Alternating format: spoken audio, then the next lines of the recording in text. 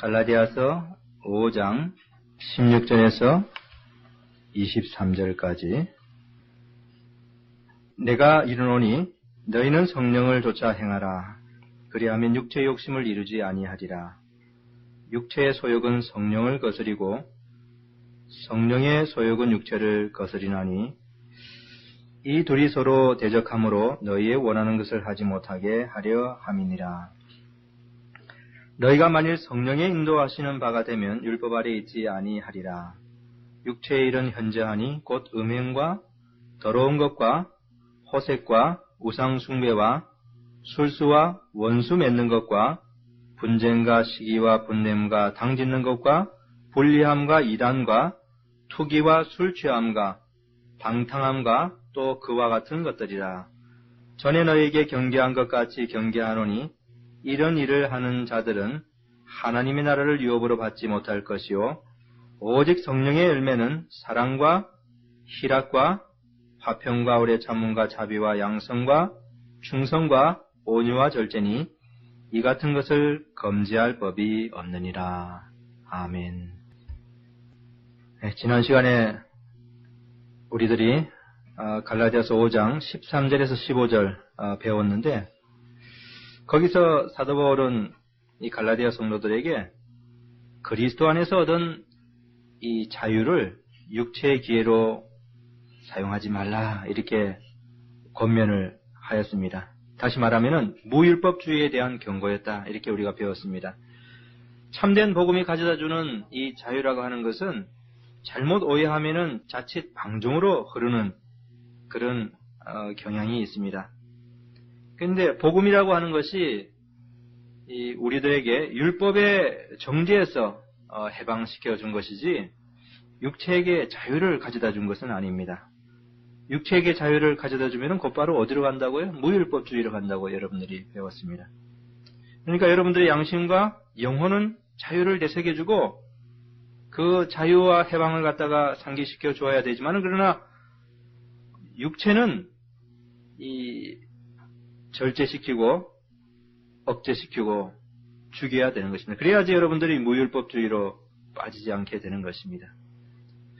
이신칭이 복음이라고 하는 것이 가장 방종을 당하기 쉬운 그런 교리인데 일단 믿음으로 구원한다고 확정을 받게 되면은 사람들은 이제 죄를 지어도 구원이 취소되지 않으니까 내 마음대로 살아도 되겠구나 이렇게 점점 가면 갈수록 양심에 무뎌지는 경향을 가지고 이 죄를 처음에는 하나 범해도 이렇게 섬찟 놀라다가도 두 번째는 강도가 덜해지고 하다 나중에는 죄를 지어도 그냥 아무렇지 않게 이렇게 살아갑니다. 주일 같은 그 경우도 수많은 사람들이 그리스도인들이 그렇게 죄를 범하고 있는데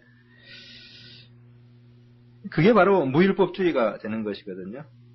그래서 지난 시간에 우리가 이제 5장 13절에서 15절을 통해서 사도 바울의 그런 무율법주의에 대한 경고 그런 것들을 우리가 배우고 또 아울러서 서로 사랑으로 종로로 타라. 하나님을 섬기고 형제들을 섬기는 사랑의 종으로 살아야 될 것을 말하면서 율법이 궁극적으로 그런 것을 요구한다. 이렇게 말한 것을 우리가 배웠습니다. 오늘은 16절부터 23절 내용을 배우겠는데 다소 좀 긴 구절이지만은 우리가 이 구절을 오늘 전체적으로 한번 다 살펴보아야 될 것 같습니다. 지난 시간에 배운 것하고 아주 자연스럽게 연결되는 그런 부분입니다. 그래서 오늘 배울 내용을 한마디로 설명을 하자면은 그리스도께서 주신 자유로 육체의 기회를 삼지 않을 수 있는 방법이 뭐냐에 관한 그런 것입니다. 오늘 배울 말씀은 어떻게 하면은 그리스도께서 주신 그 자유를 육체의 기회로 삼지 않고 올바로 사용할 수 있는가? 그것을 말하는 것입니다. 사실 이 구절보다 더 여러분들의 그리스도인의 삶에 필요한 그런 실체적인 그런 진리는 없는 줄 압니다. 오늘날 많은 그리스도인들이 이 진리를 잘 모르기 때문에 얼마나 잘못되고 오류가 많은 그런 신앙생활을 하고 있는지 모르는데 그런 오류에서 벗어나려고 하면 오늘 본문의 말씀을 심각하고도 진지하게 잘 배워야 될 필요가 있는 것입니다. 그래서 오늘 본문을 우리가 그런 관점에서 한번 생각해 보려고 합니다. 먼저 여기서 우리들이 육체에게 그런 기회를 주지 않는 길을 이렇게 배우기 전에 그렇다면 도대체 육체의 기회 또는 육체의 소욕, 육체의 욕심, 육체의 일 이렇게 놓는 이 육체에 관한 이런 부분에 대해서 먼저 생각해 봐야 될 줄 압니다. 제가 방금 말씀드린 것처럼 이 갈라디아서 5장에는 육체와 관련해 가지고 다양한 표현을 쓰고 있어요. 13절에서는 육체의 기회라고 이야기를 하지 않았습니까? 형제들아 너희가 자유를 위하여 부르심을 입었으나 그러나 그 자유로 육체의 기회를 삼지 말고 16절에 가보면은 육체의 욕심이라고 표현을 하고 있어요. 육체의 기회라고 했다가 이제 16절에 오면 육체의 욕심이라 내가 이르노니 너희는 성령을 쫓아 행하라 그리하면 육체의 욕심을 이루지 아니하리라. 그러니까 표현이 조금 바뀌었죠. 육체의 욕심. 그 다음에 17절로 가면은 육체의 소욕이라고 했습니다. 육체의 소욕, 그러니까 정욕 이야기하는 거죠. 육체의 정욕, 소욕. 그 다음에 또 19절에 가면은 육체의 일, 그러니까 육체의 행위들, 복수를 쓰고 있어요. 육체의 일들.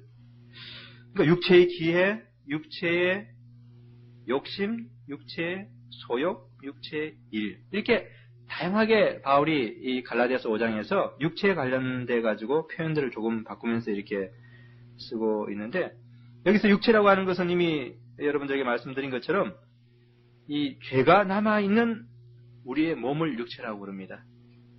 죄가 남아있는 우리의 몸. 그래서 우리가 그리스도인이 되면은 영적인 측면에서는 이미 구원을 온전하게 이렇게 받고 해방되었지만은 우리의 양심과 영혼은 해방되었지만 그러나 아직 몸은 죄가 남아 있어요. 이게 아주 기독교에서 아주 신비스러운 그런 교리 중에 하나인데 왜 하나님께서 우리 몸에 죄를 남겨두셨는지 우리는 정확하게 잘 알지는 못합니다. 마치 여러분들이 그런 질문 하면은 그 대답에 대해서 명확하게는 알지는 못하는 추정을 할 수 있겠죠. 왜 하나님께서 이스라엘 백성들이 가나안에 들어가라고 해놓고 난 다음에 그 가나안에 7 족속을 남겨두셨을까? 왜냐하면 7 족속이 그 가나안 백성들을 얼마나 괴롭히고 힘들겠는지 몰라요. 그거하고 비슷한 것 같아요. 우리의 영혼과 육체, 몸의 죄가 완전히 없어지면 우리가 그리스도인이 되고 난 다음부터 갈등이나 번민이나 고뇌나 고통이 있을 수 없어요. 그냥 자유 그 자체인데 그런데 이 몸에 죄가 남아있기 때문에 그 죄로 인해 가지고 수많은 문제들이 발생하거든요. 죄로 인해 가지고. 그래서 여기서 육체라고 하는 것이 바로 그리스도인들의 그 몸에 죄가 남아있는 몸, 그것을 이제 육체라 이렇게 표현을 했습니다. 그래서 이런 육체의 기회, 육체의 욕심, 육체의 소욕, 이 말은 이 육체의 성향을 잘 나타내주는 그런 표현인 것 같아요. 그러니까 그리스도인이라 할지라도 이 육체가 어떤 존재인가 하는 것을 잘 표현해주는 것 같아요. 그러니까 육체는 욕심과 정욕을 가지고 있는 그런 존재로서 허시탐탐 기회를 노리는 어떤 존재로서 바울이 묘사를 하고 있습니다. 그래서 기회만 되면은 여러 가지 죄악의 일들을 행하려고 노력하는 것이 바로 여러분들의 육체인 것이에요. 여러분들이 그리스도인이라 할지라도 여러분들의 육체는 여전히 죄 가운데 있기 때문에, 그러니까 죄가 남아있기 때문에 그 죄가 여러분들을 하여금 끊임없이 어디로 여러분들을 데리고 가려고 하냐면은 여러 가지 온갖 죄악들로 여러분들을 데려가려고 하거든요. 그리스도인이 되었다고 완전히 죄에서 벗어난 것이 아닙니다. 다윗도 간음죄를 범하지 않았어요. 어떻게 하나님의 성군인 다윗이 그와 같이 엄청난 죄악을 범할 수 있을까? 범할 수 있습니다. 왜냐하면 죄가 몸에 남아있기 때문에 그렇습니다. 그래서 이런 표현들을 통해서 우리는 이 육체는 소욕과 정욕을 가지고 있고 욕심이 있고 굉장히 강한 욕구를 가지고 죄악을 행하려고 하는 그런 성향을 가지고 있다. 이렇게 우리가 알 수 있는데 바로 여러분들의 상태가 그와 같다는 것을 알아야 됩니다. 이런 육체의 욕구 때문에 다윗도 간음죄를 범하였고 사도 베드로도 예수님을 부인하였고 노아도 실수를 한 적이 있지 않습니까? 자녀들이 보는 앞에서. 구약에 있는 그런 성도들도 그처럼 죄를 범했던 이유가 바로 이 육체라고 하는 것이 여전히 구원받은 백성들이라 할지라도 소욕과 정욕과 강한 죄악을 향하려고 하는 욕구를 가지고 있는 것이기 때문에 그렇습니다. 그래서 사도 바울은 로마서에서 이것을 조금 다르게 표현하고 있는데 로마서 6장 12절에 그러므로 너희는 죄로 너희 죽을 몸에 왕노릇하지 못하게 하여 몸의 사욕을 순종치 말고 또 너희 지체를 불의의 변교로 죄에게 드리지 말고 이렇게 말했어요. 그러니까 바울은 로마 그리스도인들에게 너희는 죄로 너희 죽을 몸에 왕노릇하지 못하게 하라. 그러니까 이 로마 그리스도인들의 몸이 죽을 몸이라 이렇게 표현하고 있어요. 그러니까 죽어가고 있는 몸이라 죄 때문에. 그런데 그 죽어가고 있는 몸에서 죄가 무슨 일을 하려고 하느냐? 바울은 왕노릇하지 못하게 하라. 왕노릇이라는 게 뭡니까? 왕으로서 군림하고 지배하고 주관하지 못하게 하라는 것입니다. 그러니까 우리 그리스도인들도 아차 방심하면은 우리 육체에 있는 죄가 우리의 왕이 돼가지고 우리를 여러 가지 죄악으로 끌고 갈 수 있다는 이 참 경고적인 그런 교리를 우리들에게 보여주는 것입니다. 그래서 여기서 너희 죽을 몸, 이게 바로 오늘 우리가 갈라디아에서 다루고 있는 이 육체하고 똑같은 것입니다. 너희 죽을 몸을 왕노릇하지 못하게 하여 몸의 사욕을 순종치 말고, 그러니까 몸의 사욕, 이 육체의 사욕 똑같은 것입니다. 몸이 부단히 가지고 있는 정욕과 사욕들, 거기 순종치 말고 또 너희 지체를, 그러니까 몸의 지체죠. 육체의 지체. 그러니까 이 육체라고 하는 것은, 몸이라고 하는 것은 여러 가지 지체로 되어 있어요. 우리 눈도 있고 코도 있고 손도 있고 발도 있고 또 보이지 않는 영적인 생각도 있고 상상력도 있고 다 보이는 거 보이지 않는 포함해서 이 죄가 담아 있는 육체인데 그런 것들을 죄가 사용해가지고 우리로 하여금 죄를 짓게 하는 그런 것들 이야기를 하는데 너희 지체를 불의의 변교로 죄에게 드리지 말고, 그러니까 그리스도인들도 까딱 잘못하면은 죄로 하여금 우리 죽을 몸에 왕노릇하게 할 수 있고 또 까딱 잘못하면은 몸의 사욕에 순종할 수 있고 또 까딱 잘못하면은 우리 지체를 불의의 변기로 죄에게 드릴 수 있다는 것이, 할 수 없는 것을 바울이 이렇게 말한 것이 아니라 할 수 있기 때문에 조심하고 경계해야 된다. 오늘 이 갈라디아서 이 본문에서 사도 바울이 육체에 관해서 여러 가지 다양하게 표현하고 있는 것이 바로 그런 것입니다. 육체의 기회, 육체가 허시탐탐 기회를 노리고 있고 육체의 욕심, 육체의 소욕, 육체의 일. 여러분들의 그리스도인의 삶을 한번 돌아보시기 바랍니다. 돌아보시면은 어떤 삶을 살았는지 여러분들이 알게 될 터인데, 여러분들은 이런 육체의 그런 욕심과 사욕을 정복하고 이기고 승리하고 이렇게 죄를 짓지 않고 살아왔는지, 아니면은 여기에 부단히 넘어지고 빠지면서 죄 가운데 살아왔는지. 그러니까 그리스도인이 이런 진리와 교리에 대해서 모르면은 무지한 가운데 여러 가지 죄를 범할 수 있어요. 그래서 여러분들이 성경을 이런 데 나와서 끊임없이 배워야 되는 이유가 바로 여기 있는 것입니다. 성경을 알지 못하면은 그 사람의 신앙생활은 절대로 올바로 갈 수가 없어요. 이 세상에서도 학문을 할 때에 학문을 부단히 노력하고 잘하는 사람이 그 분야의 최고적인 권위자가 되어서 무슨 문제가 터지면은 그 사람한테 가면은 이렇게 하십시오, 저렇게 하십시오. 다 이야기하잖아요. 그 전문가라고 이렇게 붙여져 있는데 그냥 평범한 사람한테 가서 물어보지 않아요. 전문가한테 가서 물어보면서 이거 어떻게 해야 됩니까? 이러면은 역사를 전공한 사람은 역사는 옛날에 이랬기 때문에 이렇게 해야 됩니다. 또 뭐 과학을 전공한 사람들은 이렇게 원리가 이래서 이렇습니다. 답을 주잖아요.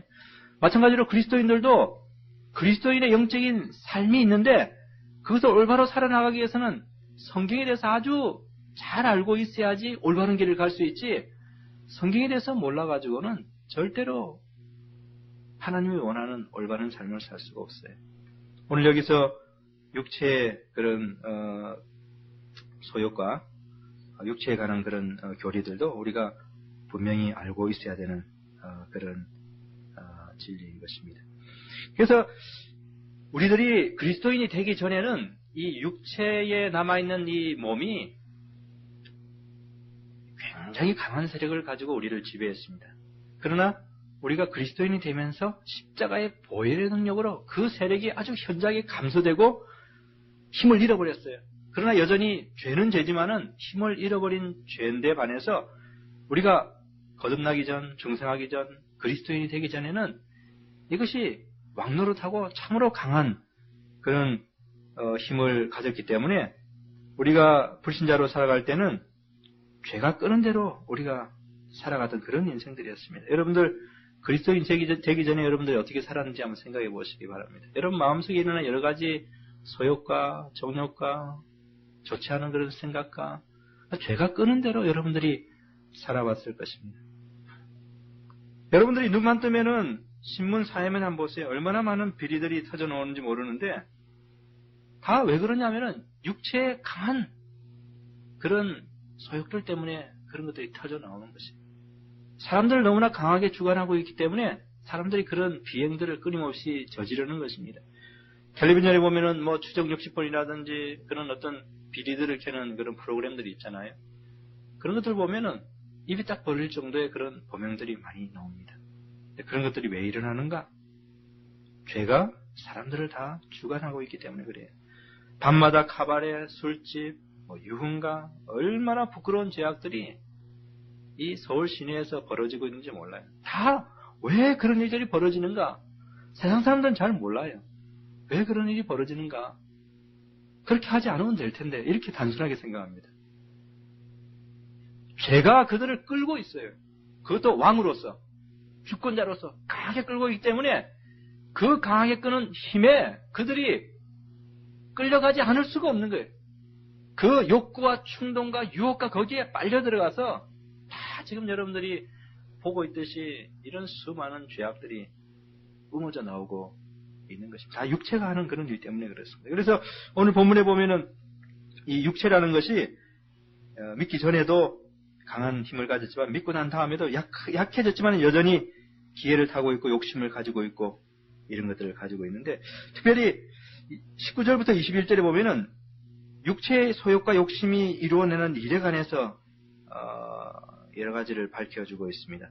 그러니까 육체의 죄가 왕노릇하면서 어떤 결과들을 만들어내는가?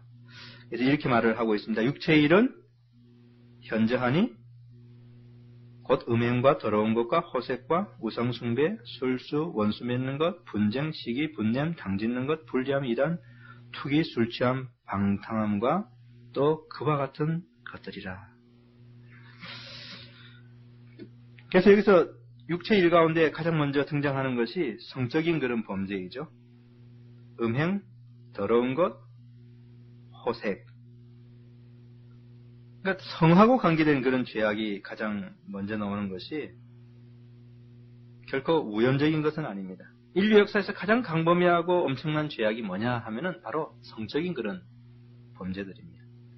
소돔과 고모라가 멸망한 이유가 바로 이런 성적인 범죄와 연관되어 있고 세상 나라들도 이것 때문에 멸망한 그런 사례들이 많이 있습니다.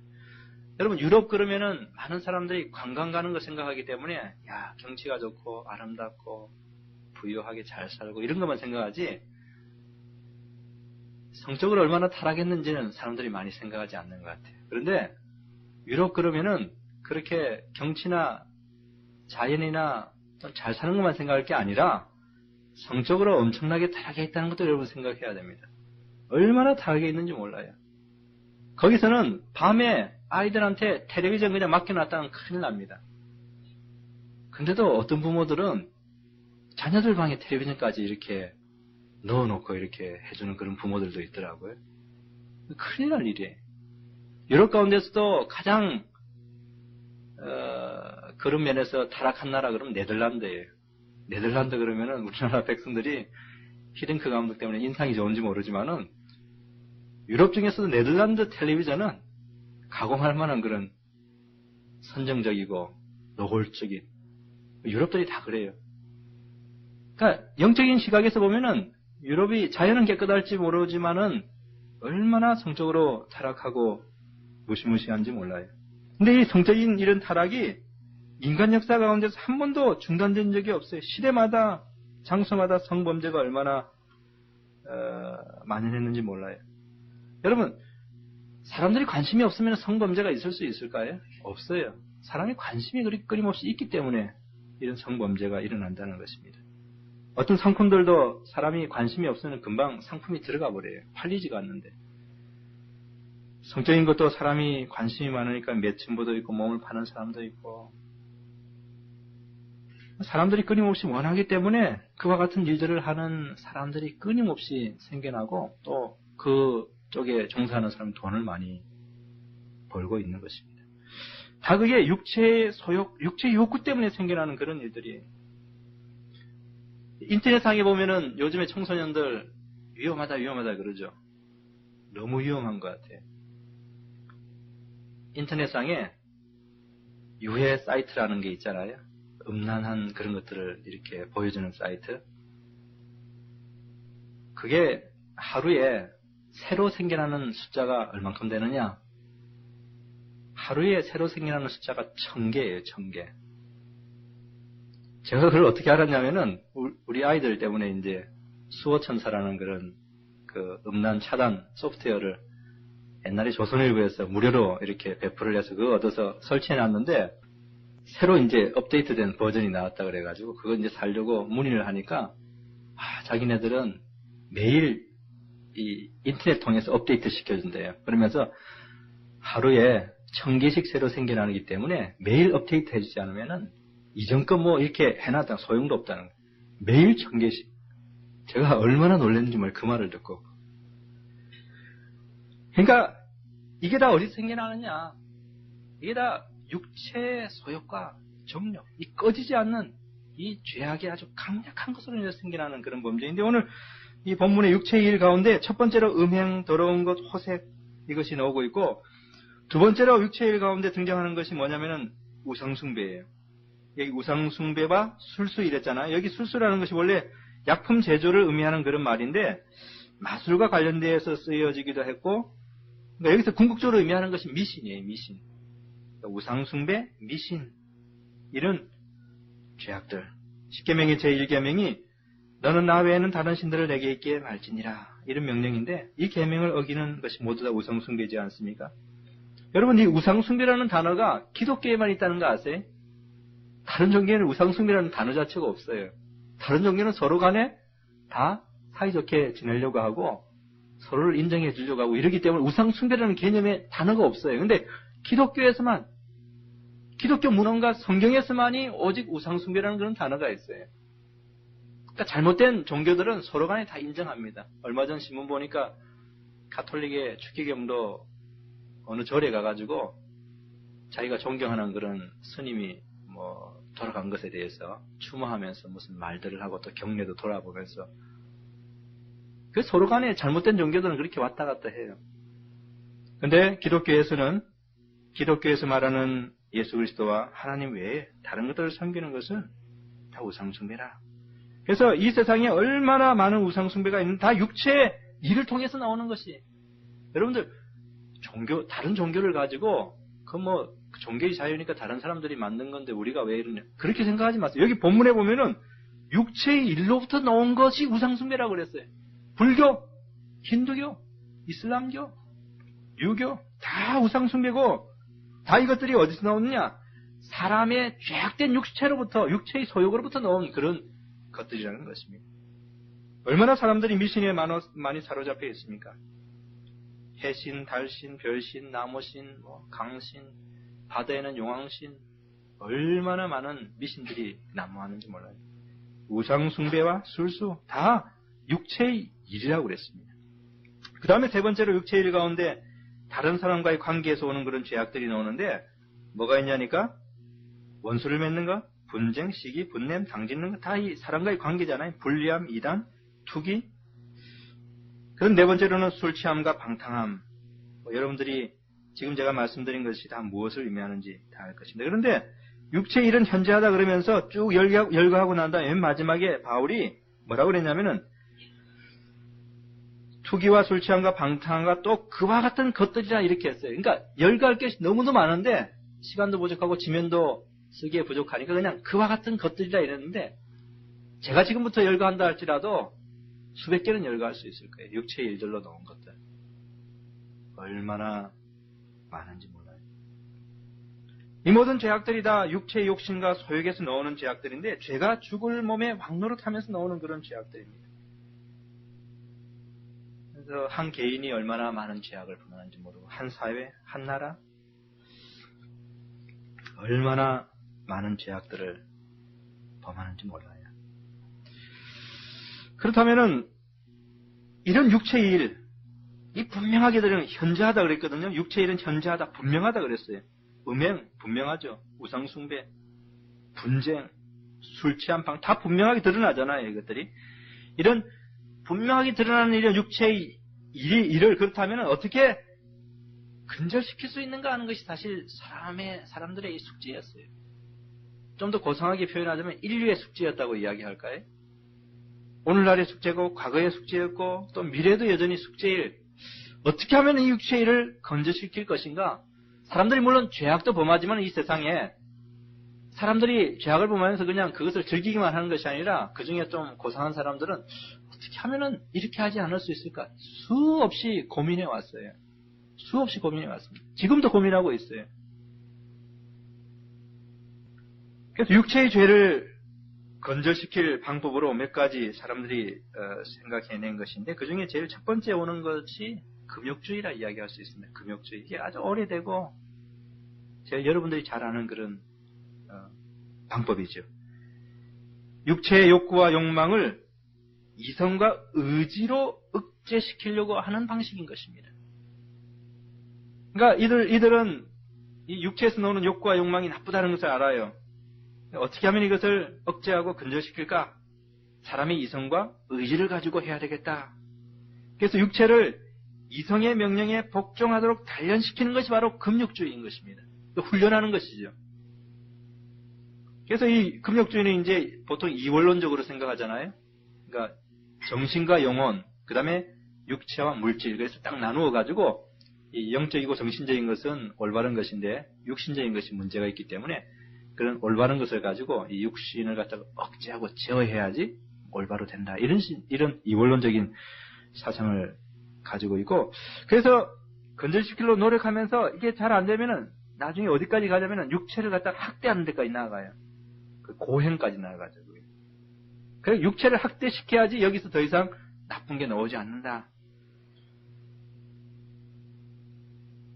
그게 불교의 그 대표적인 특징 그러면 바로 이 금욕주의에 있어요, 여러분들. 산에서 돌을 닦는 모든 것이 육신에서 나오는 물욕을 갖다가 없애려고 하는 이 금욕주의적인 방식으로 이렇게 불교가 하고 있는데, 그래서 이 아무도 찾지 않는 산에 가가지고 거기서 명상이 잠기잖아요. 혼자서 잠기기도 하고 또 여러 무리들이 같이 명상에 잠겨가지고 가만히 앉아 있습니다. 앉아 있으면 생각을 갖다가 하나에 집중시키고 명상이 잠기게 되죠. 하고 아무 소리 들리지 않습니다. 그 산속에서 산새들 소리, 바람 소리, 때때로 물 소리 조용하게 가만히 있으면은 다른 상념에 잡히지 않고 뭔가 되는 것 같아요. 이전에 그냥 생활할 때는 마음에 그냥 뭐가 요동치고 뭐 이상하게 마음속에 투기, 시기심, 미움, 증오, 그래 가만히 있으면은 뭐가 육체가 억제되는 것 같고 아주 컨트롤되는 것 같고 제어되는 것 같은 그런 생각이 됩니다. 그래가지고 이제 물욕을 끊어보겠다 이렇게 하는 게 이제 불교인데 과연 효력이 있는가? 효력이 있는가? 이런 금욕주의를 해본 사람은 알겠지만은 인간의 욕망이라고 하는 것은 용수철과 같아요. 용수철. 그래서 이 금욕주의 한 사람들은 나중에 넉다운 돼가지고 그것을 다 포기하고 야 효력이 없구나 알지만은 못한 사람들은 거기 또 길이 있는가 보다고 또 부단히 그 길을 찾아다니죠. 용수철이라는 게 누르면 누를수록 반발력이 더 강해요. 누를 때는 들어가는 것 같아요. 쫙 누르면은. 근데 이게 그런 폭발력이 있어요. 튀어나오면은 그냥 가만히 내버려두면은 그냥 그 상태에서 죄를 범할 텐데 딱 눌렀기 때문에 튀어나올 때의 힘이라는 것은 더 강하게 욕망에 사로잡히는 것입니다. 이전에 금욕하지 않을 때보다 더 강한 욕망에 사로잡히는 것이 금욕주의의 마지막 결과예요. 참 신기하지 않아요? 그래가지고 나중에 더 강한 욕망에 사로잡히니까 몸을 학대하는 것이, 추운 곳에 잔다든지 먹지 않는다, 오랫동안 먹지 않는다든지 뭐 등등 여러 가지 방법을 치면서 너무나 그냥 이 몸이 미우니까 학대하면서 뭔가 더 나아가려고 하지만은 그러면 그럴수록 더 안 되는 것이. 그러니까 금욕주의 한다는 것은 용수철 잠깐 누르고 있는 것 같아요. 불교에서 산에 새들의 소리 듣고 물소리 들으면 조용히 상념에 잡혀있는 그 순간은 그냥 용수철 누르고 있는 순간이라 생각하시면 돼요. 그러니까 그렇게 평생 살다가 가면은 내가 없겠지만 딱 일어나가지고 생활하다 보면은 그렇게 하면서 눌러놨던 그 욕망이나 욕구나 욕심들이 다 튀어나오는 것이.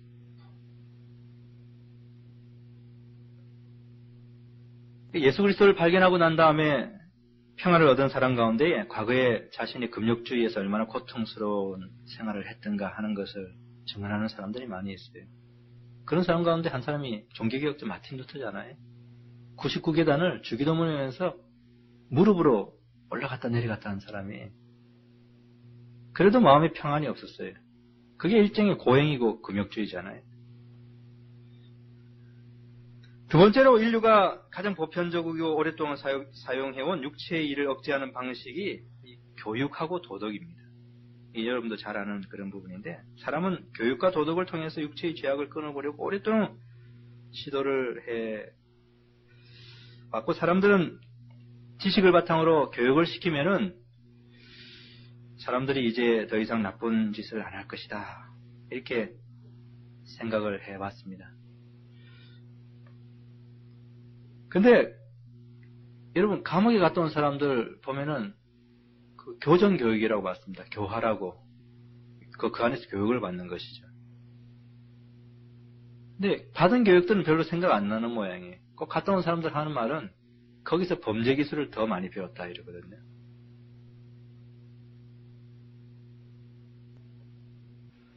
근데 성교육도 마찬가지예요. 이것도 시키면 시킬수록 더 성범죄가 늘어나요. 그게 유럽이 이미 다 증명하고 있는 것이, 얼마나 오래전부터 성교육을 시켰는지 모르는데 가면 갈수록 더 범죄가 늘어나고 있어요. 다 육체의 욕심과 소욕이 얼마나 강하다는 것을 사람들이 모르기 때문에 그래요. 보통 사람들은 교육시켜 놓으면은 뭐가 잘 될 것이라 생각해요. 야, 봐라, 네가 죄를 범하면은 이웃이 가슴 아파하고, 네가 죄를 보면 가족이 가슴 아파하고, 이렇게 논리적으로 이야기하면서 이렇게 해서는 너가 해서는 안 되겠지. 그럼 그 자리에서는 들어요. 네, 옳구나. 근데 그 교육장을 떠나는 순간에 어디서 조금만 유혹이 와서 그 육체의 욕심을 건드리면은 이전에 있었던 그 교육은 하나의 힘도 발휘하지 못해요. 마음의 욕구를 이기기에는 이 교육이나 도덕도 금욕주의와 마찬가지로 역부족인 것입니다. 세 번째로 이 육체의 소욕을 이기는 방법 중에 오늘 갈라디아서 여기서 이 거짓 선생들이 제시한 방식이 있어요. 그게 뭔지 아시죠? 그게 바로 율법주의 방식입니다. 율법주의 방식.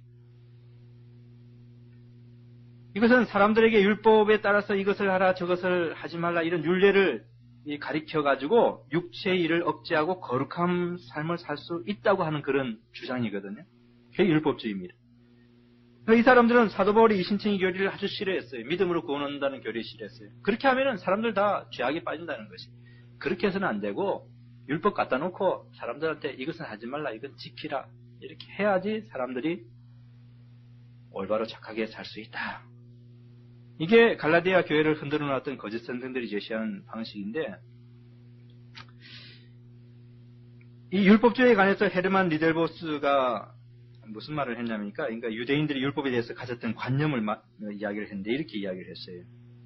유대주의자들은 죄의 위협과 능력에 대응할 수 있는 힘이 이스라엘 백성들에게 주어진 율법 안에 나타나 있는 것으로 보고 있다. 율법은 인간 스스로 하나님 앞에서 공로와 상급과 의의를 얻을 수 있는 유일한 수단인 동시에 하나님께서 악의 충동을 제어하고 선의 경향성이 승리할 수 있도록 인간에게 주신 수단이다 이랬어요. 그러니까 유대인들은 율법이 인간의 죄악을 이길 수 있는 어떤 수단으로 주어진 것을 생각했어요. 그래서 율법주의라고 하는 것이 그 사람들의 관념 속에는 이 율법을 통해서 죄를 억제할 수 있다, 이런 생각을 가졌던 것입니다. 근데 율법주의를 따르면서 살려고 하면은 참 놀라운 사실은 꼭 그 반대로 살게 된다는 사실이에요. 그게 놀랍습니다. 착하게 살아야지. 그러면은 나쁘게 사는 자신을 발견하게 되거든요. 그래서 남에게 사랑을 베풀면서 앞으로 살아야겠다 마음먹으면 꼭 남을 미워하는 자신을 발견하게 되고, 남에게 이제는 광용을 베풀어야지 이러면은 냉정한 자신의 모습을 보고 놀라게 되고, 남이 잘하면 박수를 주셔야 되겠다 이랬는데 남이 잘 되면 배가 아파요. 여러 가지 자기가 원치 않는 그런 일들만 자기가 하는 것을 보고 당하게 되는데, 겉으로 보기에는 이 율법주의라고 하는 것이 육체의 일들을 억제할 수 있는 좋은 방식인 것 같은데 실제적으로 해보면은 정반대 결과가 나와요. 도덕도 똑같아요. 율법주의나 도덕이 같은 맥락이잖아요. 똑같습니다. 그대로 율법의 조항을 딱 이야기해주고 지키도록 하면은 지키겠지 않은데 지키지 않을 뿐만 아니라 그 반대를 하게 돼.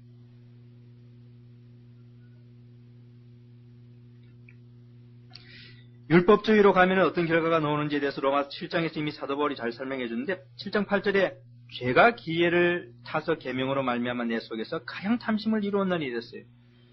그러니까 우리 육신에 있는 죄 때문에 하나님의 거룩한 계명조차도 나중에 그것을 보고 지켜야지 했지만은 내 속에서 가장 탐심만 이루어졌다. 이렇게 이야기를 하잖아요. 성경이 지금 이야기를 하고 있어요. 율법을 보고서 결심한 것이 오히려 가장 탐심만을 자신 마음속에 이루은 결과를 만들어놨다. 그러니까 갈라디아 교회를 혼혈시켰던 이 거짓생들이 제시한 이 방법이라고 하는 것은 육체의 일을 억제하기는커녕 오히려 육체의 일들을 더 그냥 방탕하게 하도록 만드는 그런 결과를 가져봤던 것입니다. 그래서 로마서에서 보면은 사도 바울이 이런 이야기를 하고 난다면, 그렇다면 과연 율법이 죄냐?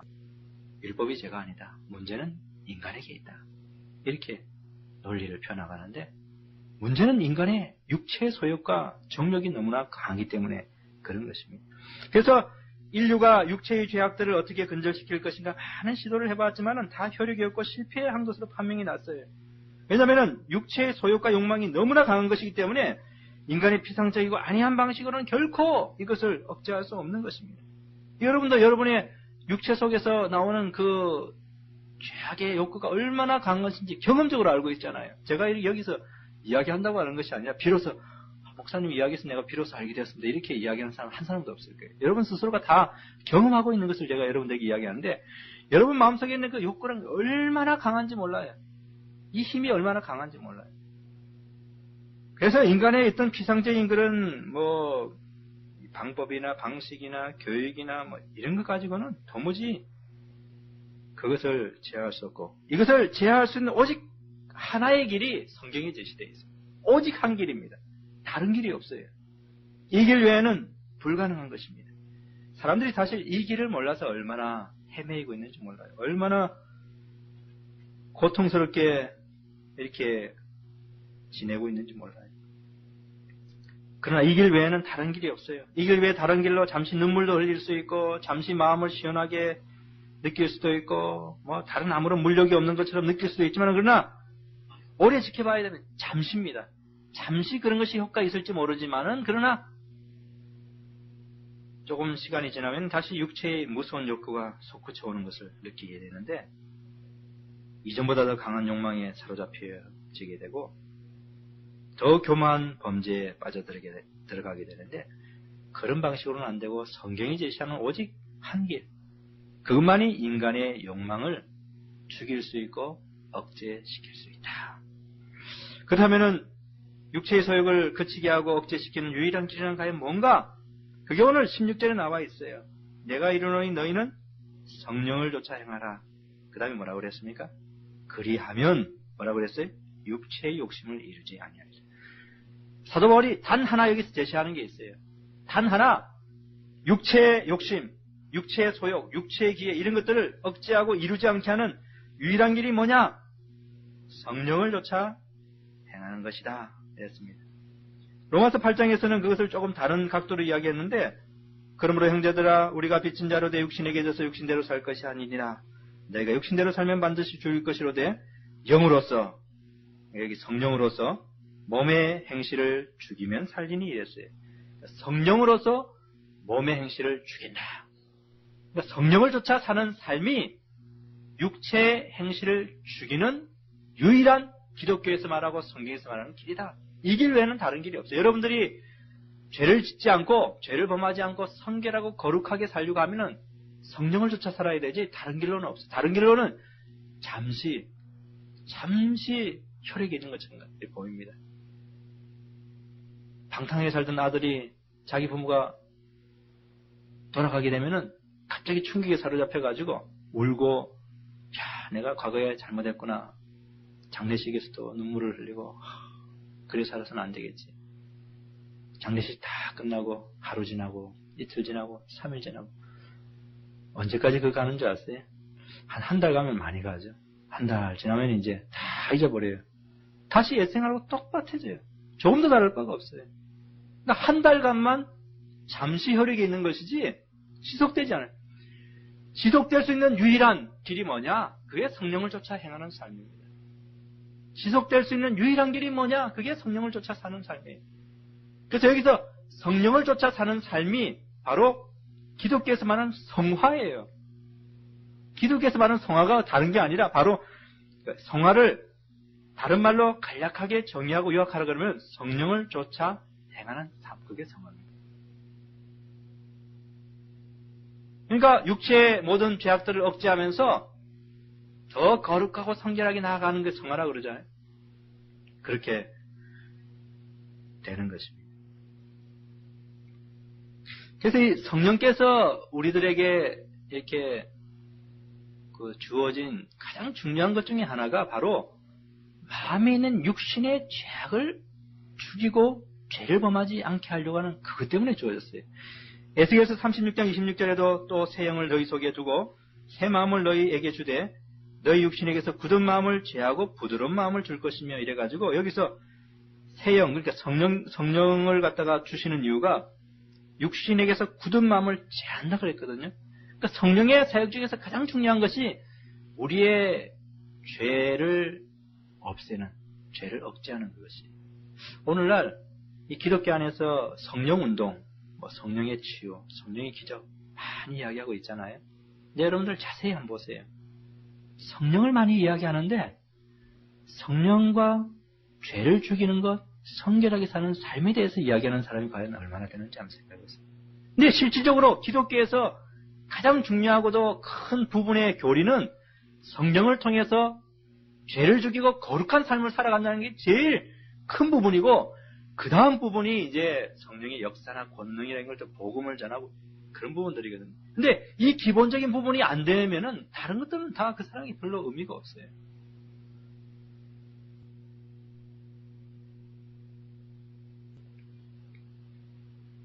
그러니까 육체의 욕심을 제하는 유일한 성경의 길이 뭐냐? 그것은 성령을 쫓아 행하는 삶이다.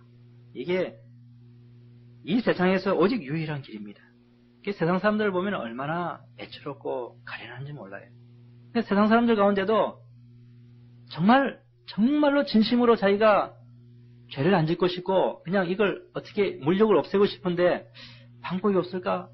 그러니까 적어도 그 정도의 마음의 어떤 정직함이라 그럴까요? 어떤 마음의 진지함이 있기 때문에 고행도 하고 금욕도 하지. 일반 사람들은 안 하잖아요.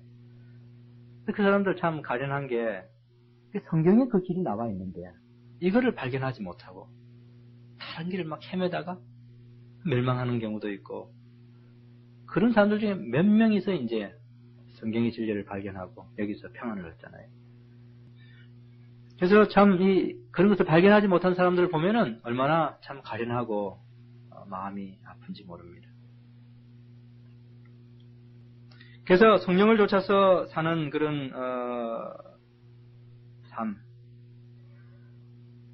제가 여러분들에게 한 3가지만 간략하게 말씀을 드릴게요. 그럼 어떻게 하면은 우리가 성령을 쫓아서 살 수 있는가? 이 시간에 제가 다 말씀은 못 드리지만은 그냥 한 3가지 정도만 말씀을 드리려고 하는데, 먼저 성령을 여러분들이 쫓아서 살려고 하면은 첫 번째로 그리스도인인 여러분들 마음속에 성령께서 이미 내주하고 계시다는 사실을 늘 기억해야 됩니다. 성령께서 여러분들 떠나 계시는 것이 아니라 여러분 마음속에 이미 함께 계시고 내주하고 계세요.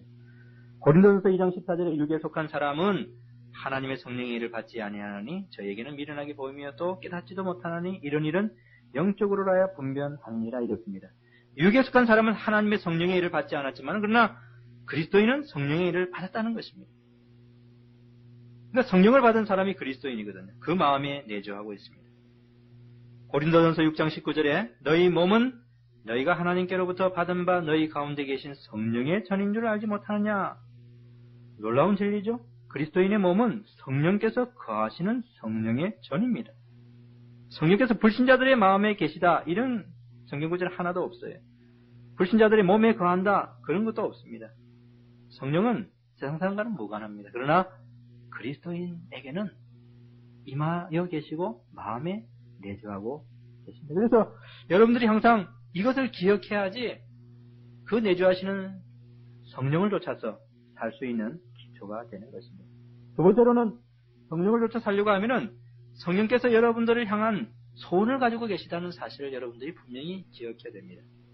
17절에 보니까 육체의 소욕은 성령을 거스리고 성령의 소욕은 육체를 거스린다 했는데 성령의 소욕이라고 그랬어요.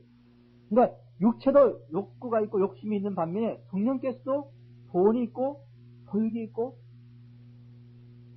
원하는 바가 있다는 것입니다. 그러니까 여러분 안에 계시는 성령께서 여러분을 향한 소원이 계시다는 겁니다. 그게 뭐냐? 그것은 여러분 마음속에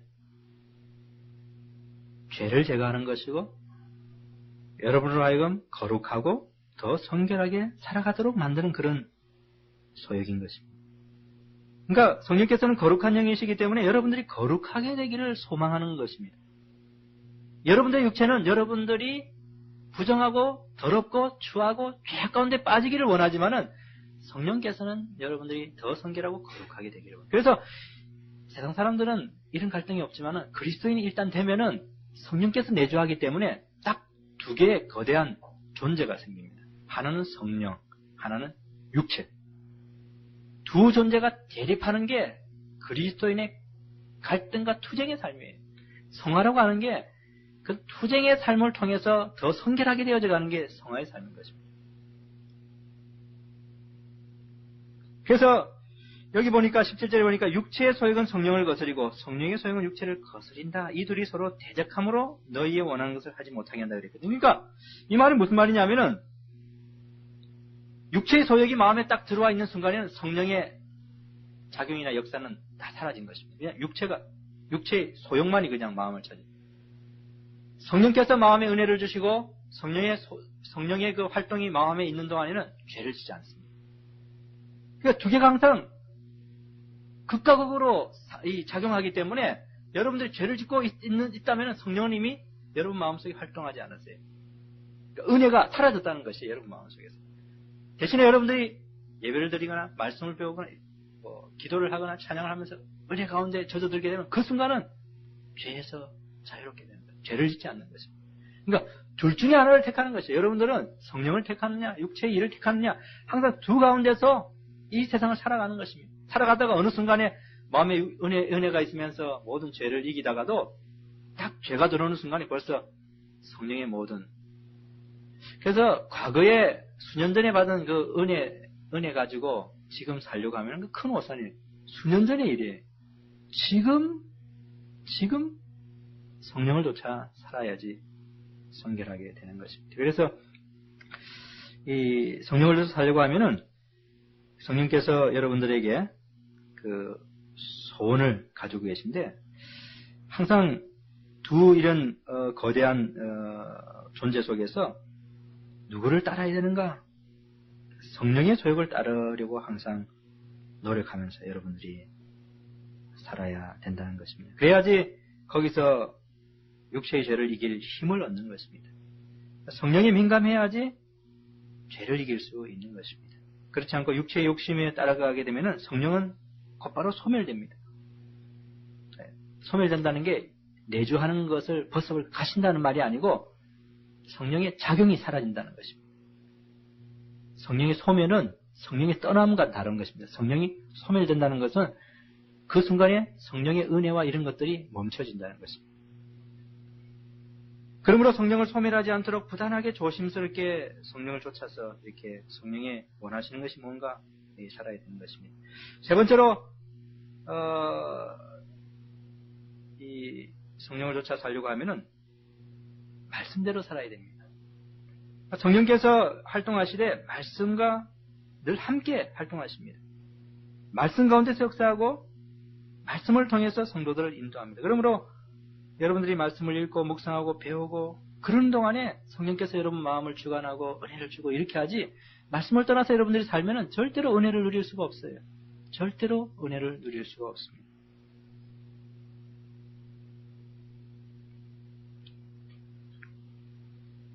그러므로 거룩하고 성결하게 살고자 하는 사람은 항상 이 말씀 생활에 전념하는 그런 사람이 되어야 됩니다. 제가 여러분들에게 어떻게 하면은 성령을 쫓아 살 수 있는가? 한 세 가지로 말씀을 드렸습니다. 기억하고 내조하는 것은 성령의 소원을 생각하고 또 말씀대로 사는 그런 삶이 되어야 된다.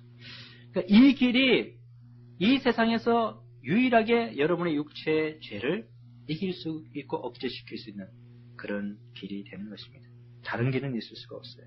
여러분들이 지금 제가 말씀드린 이런 방식대로 성령을 쫓아서 살게 되면은 어떤 결과를 얻게 되느냐? 여러분들이 육체에게 자유를 줘가지고 육체가 하는 대로 마음껏 살면은 어떤 결과가 나온다고요? 음란과 음행과 우상숭배와 술수와 분냄과 투쟁과 이런 것들이 다 여러분의 삶 속에서 점철되어 나오는데, 그러나 여러분들이 성령을 쫓아 살면서 성령에게 모든 것을 맡기고 은혜 가운데 살면은 그 다음에 여러분들은 어떤 삶의 모습을 살게 되는가? 그게 22절, 23절에서 말을 하는 것입니다. 오직 성령의 열매는 사랑과 희락과 화평과 오래 참음과 자비와 양선과 중성과 온유와 절제니 이 같은 것을 금지할 법이 없느니라. 그러니까 성령을 쫓아 살면은 성령의 열매들로 인해 가지고 그 사람이 사랑, 희락, 화평, 오래 참음, 자비, 양선 이런 것들, 여기 보면 사랑과 희락과 화평 그러면은 먼저 하나님과의 관계를 생각할 수 있는 그런 단어들이죠. 하나님에 대한 사랑, 물론 사람에 대한 사랑도 있지만은 하나님에 대한 사랑, 또 희락, 하나님의 성령께서 주시는 희락, 또 화평, 하나님과의 화목, 또 사랑과의 화목.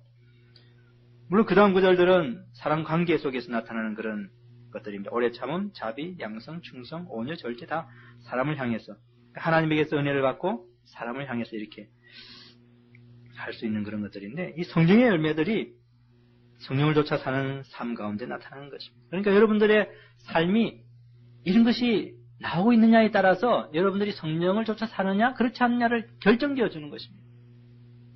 사랑하는 성도 여러분, 여러분의 삶은 어떻습니까? 사랑이 있습니까? 또 희락이 있습니까? 화평이 있어요? 오래 참음, 자비, 양성, 충성, 온유, 절제 이게 있습니까? 이게 다 성령께서 주시는 은혜를 통해서만이 사람이 이렇게 살아갈 수 있어요. 세상 사람은 절대로 이렇게 살지 못합니다. 세상 사람은 절대로 불가능해요. 이런 삶이. 여러분들 기독교 역사를 보세요. 보면은 순결한 사람들은 다 그리스도인들이에요.